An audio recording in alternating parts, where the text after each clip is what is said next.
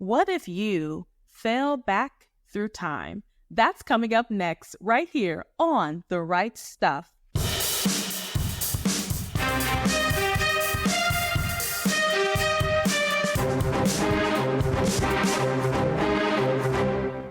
Hi, and welcome to The Right Stuff. I'm the Queen, Parker J. Thank you so much for joining me. Today, we are going to be talking to two guests today, and they are the authors of this book, Until Then. I cannot wait to tell you about it in just a few moments.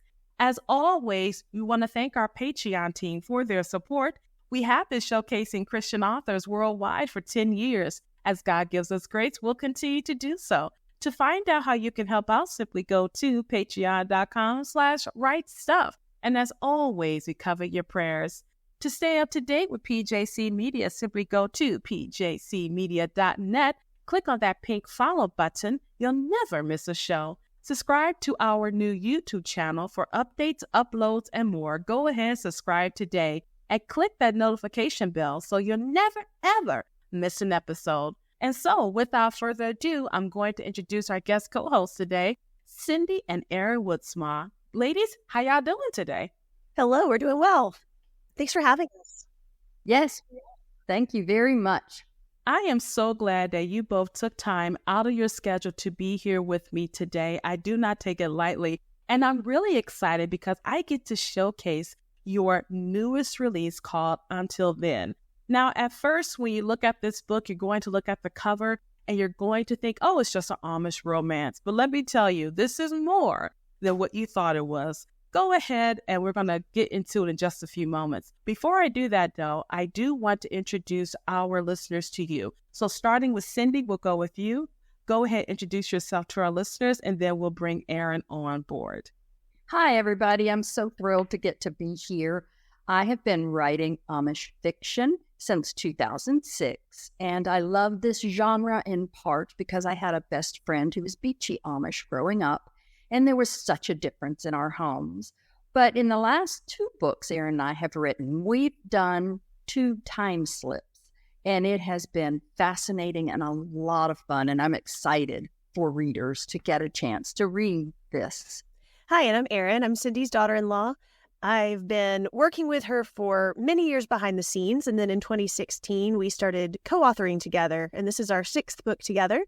And as Cindy said, this is the second that has a bit of a time travel element to it, and we're both really excited about this story. We feel like it's really unique and can't wait to share more with you. My question is, did you get the idea from Outlander, the time slip?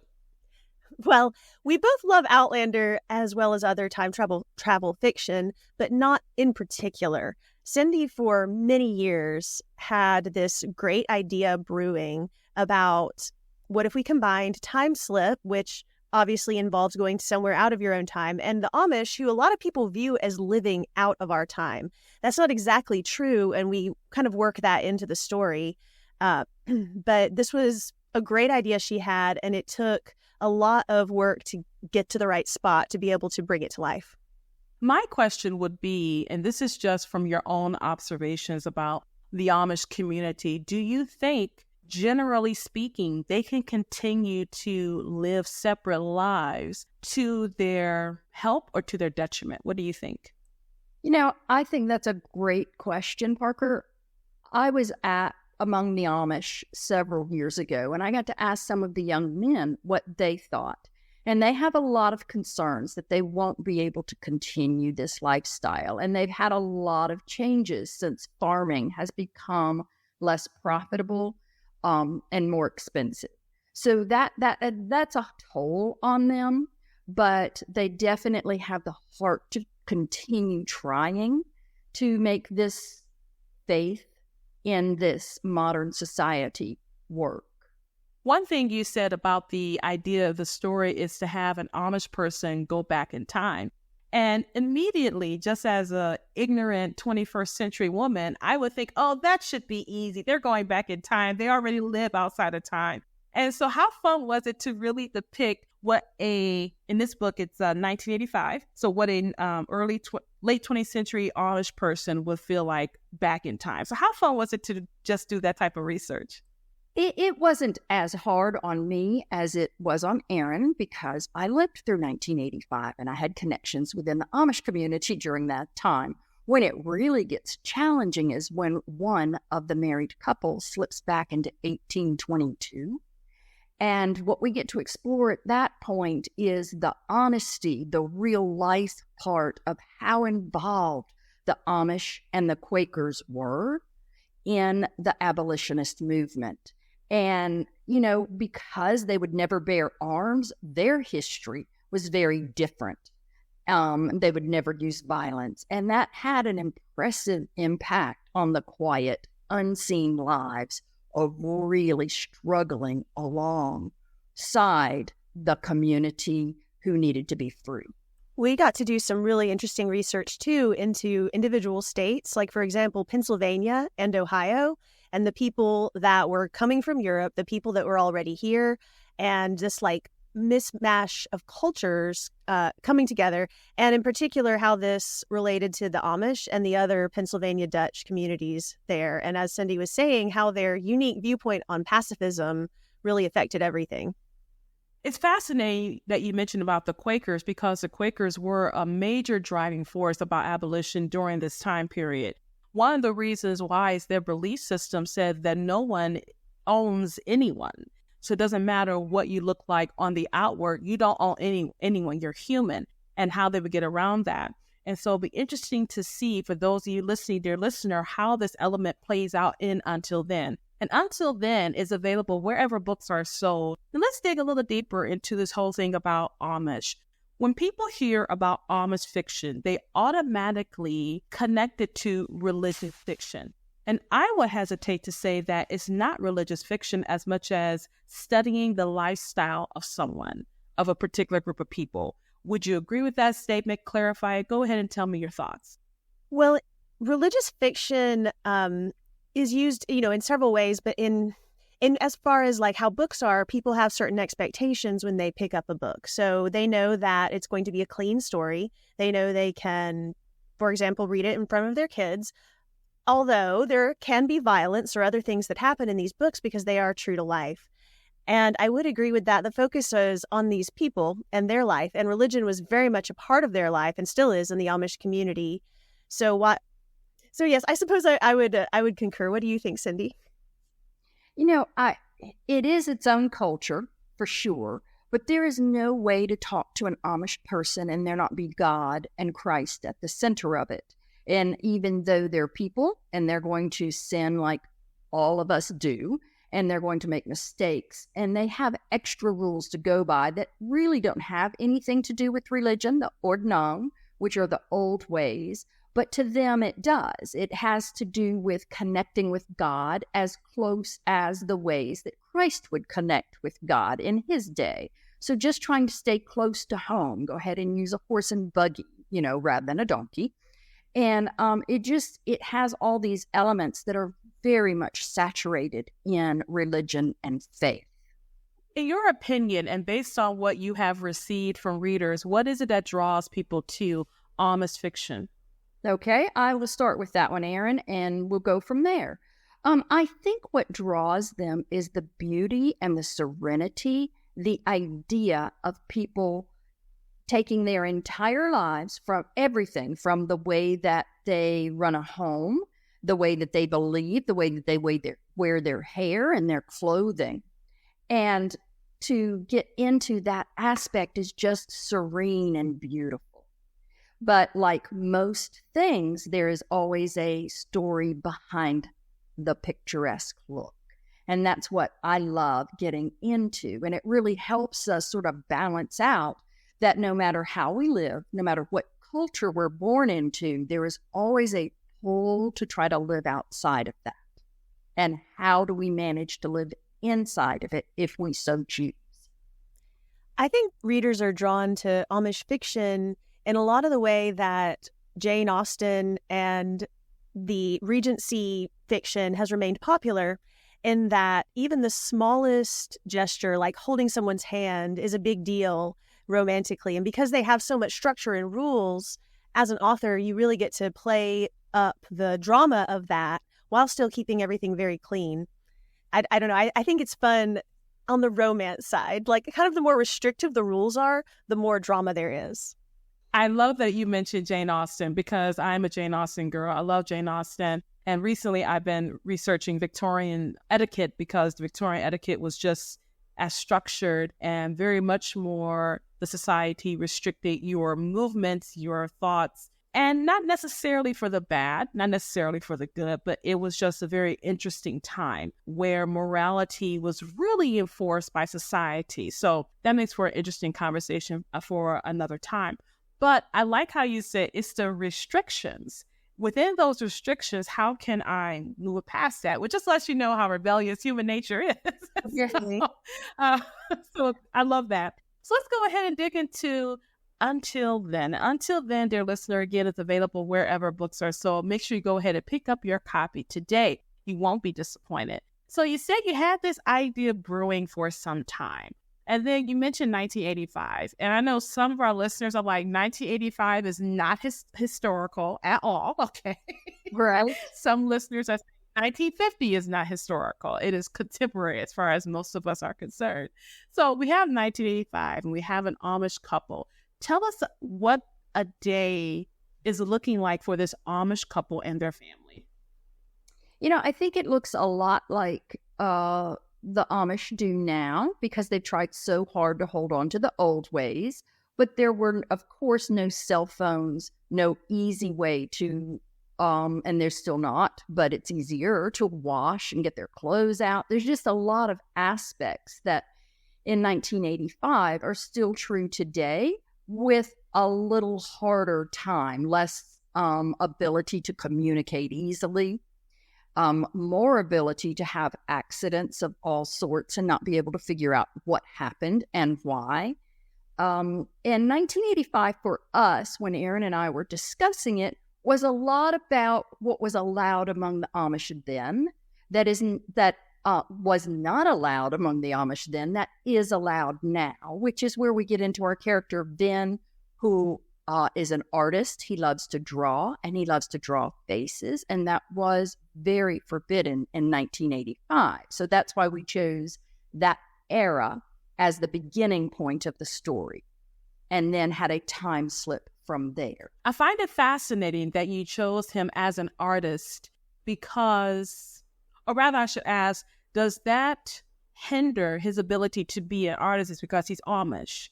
Is it more so about working and doing things to maintain the community, whereas art is not seen as something that maintains community? Because I'm not Amish, so I don't understand all the various structures of it. So go ahead and enlighten us on that.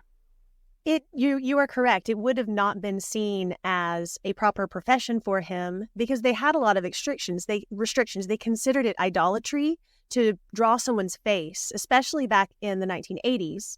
And he then had to be doing this delicate balance to pursue his passion in art and also be providing for his family in an appropriate way. And his appropriate way is he's a carpenter. He builds a lot of cabinets, as the Amish do, a lot of furniture from wood and those things. But he loves drawing. That's his passion. And that's a passion that he's keeping the fact that he draws faces from his wife because they can be shunned for it. And shunning, we hear about it a lot, but it is serious business, Parker. I mean, the person is not only embarrassed, but their family is embarrassed. And the man may never be a pastor or be an Amish bishop or, any of the church leadership because he was once shunned. And it is a humiliation that passes down to the children who go to this one-room schoolhouse. And it's just really taxing. So shunning is this social thing that I've heard a lot that has happened in Amish fiction. Like, this is the one thing you don't want to have happen because this is your community. Why is he willing to risk it?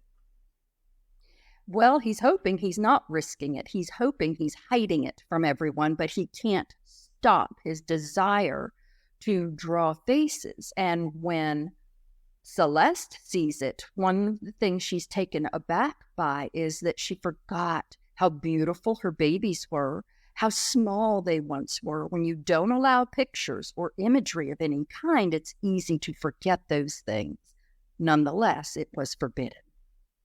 Wow, that just sends tingles down my spine because I look at pictures of loved ones and I can remember them, or I can remember the day something happened because the picture encapsulates that memory. So now you have someone being reintroduced to the beauty of the visual art. And I really like that. And so I'm assuming that when he slips back in time, he didn't expect that to happen.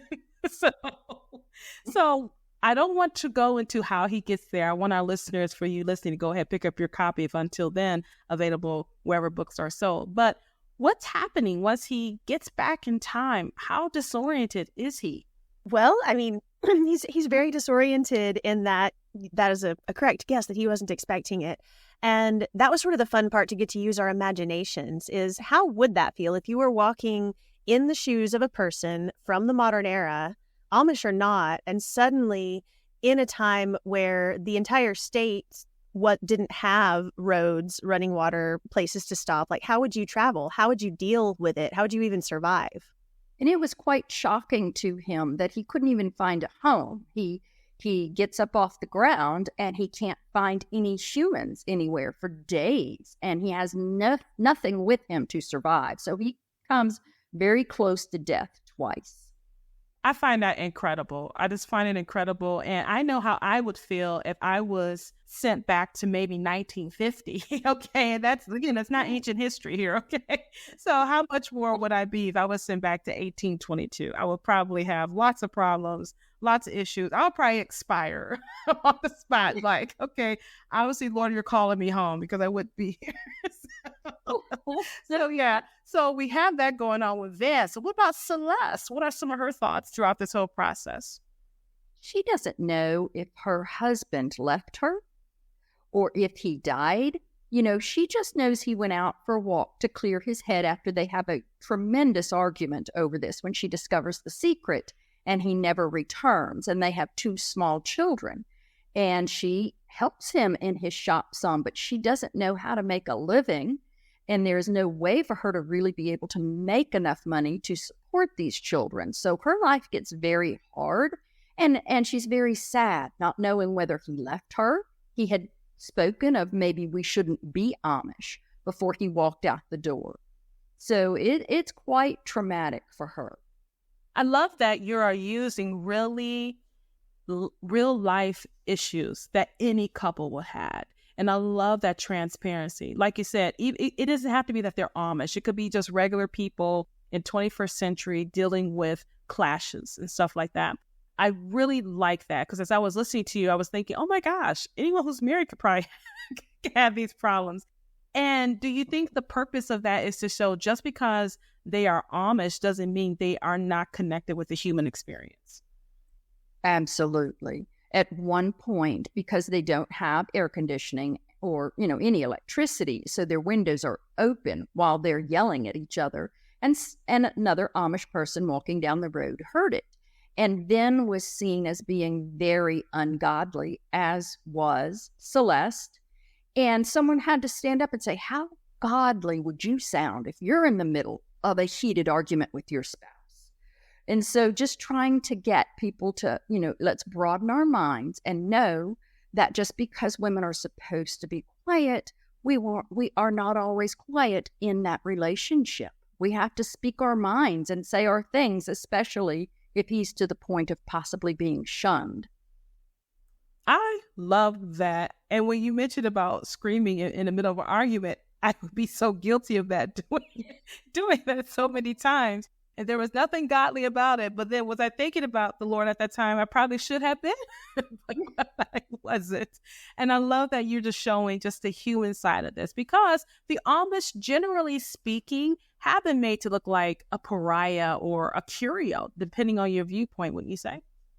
Yes, people see them, and that can be kind of the draw to the books. People see them as different, as this, oh, they're so different than us. Well, no, they're still just human, and they're going to have a lot of the same problems we do.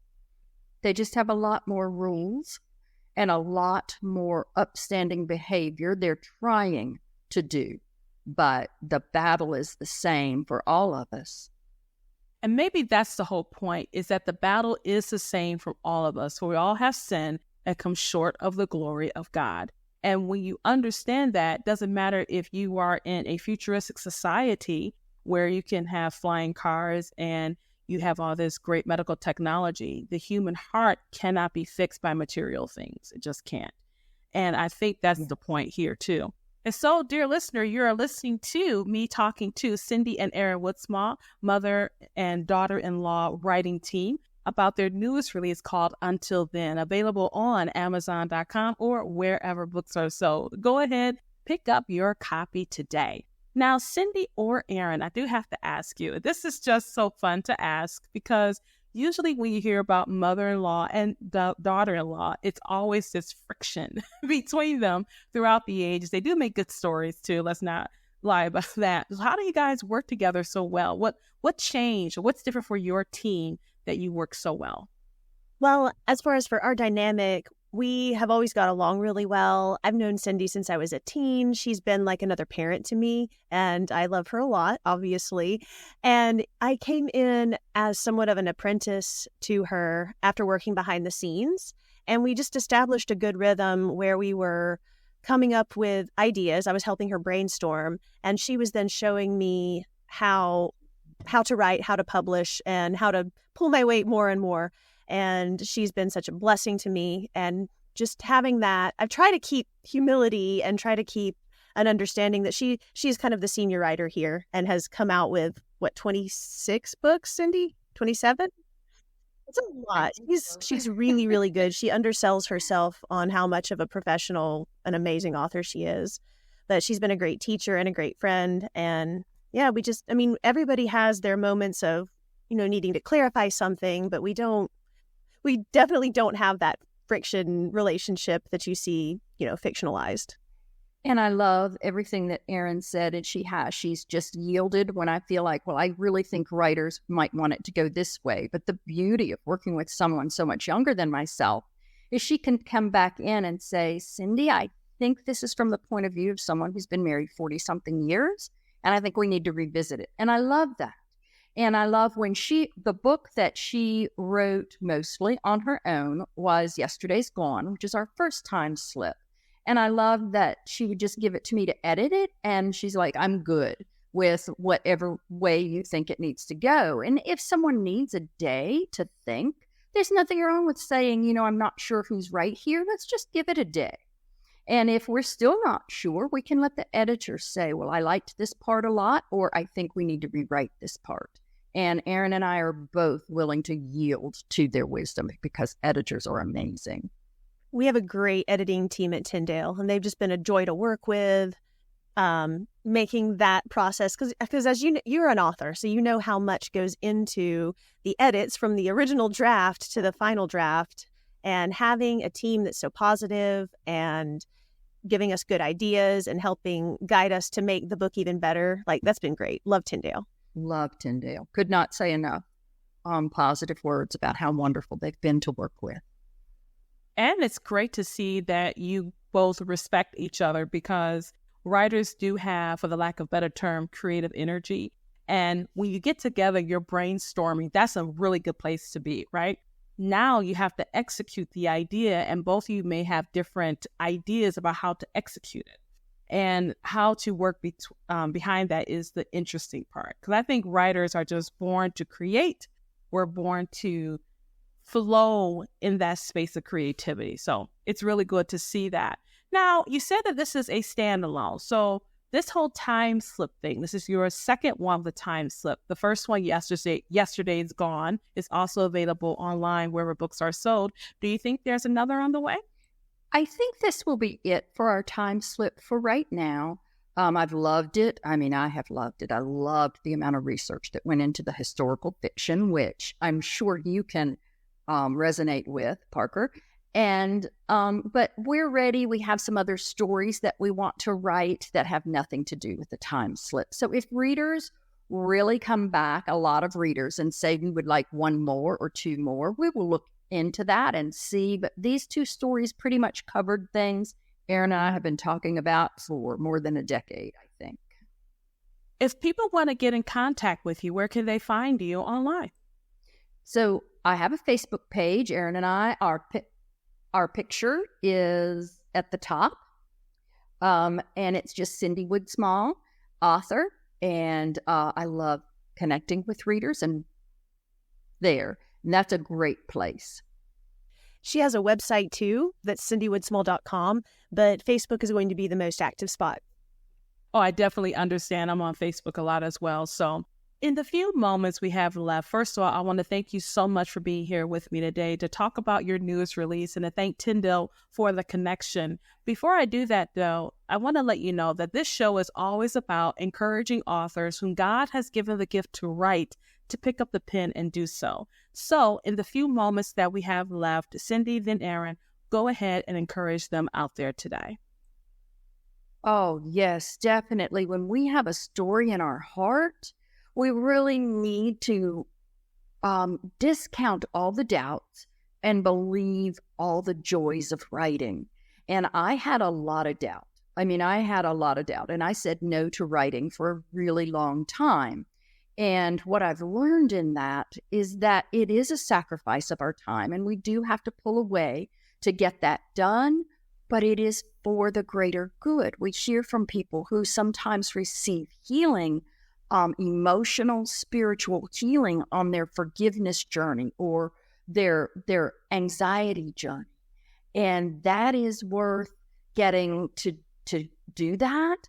And a lot of pastors only get to speak to a few hundred people at a time. And when you write, your ability to reach out into people's hearts and get to say what you want to expands beyond what many preachers can do. So it's something that's very valuable. Yeah, and for me, writing is a way of healing myself as well. Like in Yesterday's Gone, the book we mentioned earlier, I went through a similar loss to the main character, and writing her story, even though it wasn't my life, it wasn't my pain, but it was a way of really processing and healing that. And I feel like every single book we've written, I've learned something new about myself. I've learned more about the human condition, and it's just one of the most important expressions that we can do, no matter who we are. We all are writers. Whether we put it on a page, whether we're thinking about it in our mind, we all have these thoughts. And if you're called to write a book, that's incredibly important, and you're worthy, and it's worth it, and go for it. And may I add, it doesn't matter how much time it takes. At one point in my life, Adam, which is Aaron's husband, was in high school, and he was like, well, I just don't know exactly what I'm going to do with my career. And I raised my hand and I said, no, I know what I want to do. I want to finish chapter 1. And I had been working on chapter 1 for years. So it's okay for it to be slow and to just be this long process to get to where we need to get. I cannot think of a better way to end our show today. So Cindy and Aaron, thank you so much for being with me today. And I cannot wait to have you back and have you back real soon. Thank you, Parker. This has been an absolute pleasure. Thank you, Parker. It's been great. And we were talking today to Cindy and Aaron Woodsmall. They are the mother and daughter-in-law team of the book Until Then, an Amish fiction time slip novel available for you wherever books are sold. One thing I want to encourage you, dear author, is this. Cindy said it doesn't matter how long it takes. Don't be afraid of the process. Discount the doubts, because you may be helping to heal someone's emotional and spiritual well-being. For Aaron, she said, writing was healing for herself, and it helped her to observe human nature. If God has given you the gift to write, what are you waiting for? Go ahead, pick up the pen, and write stuff. Thank you so much for joining me for this edition of The Right Stuff. I'm the Queen, Parker J., and you have a wonderful, absolutely glorious, blessed day.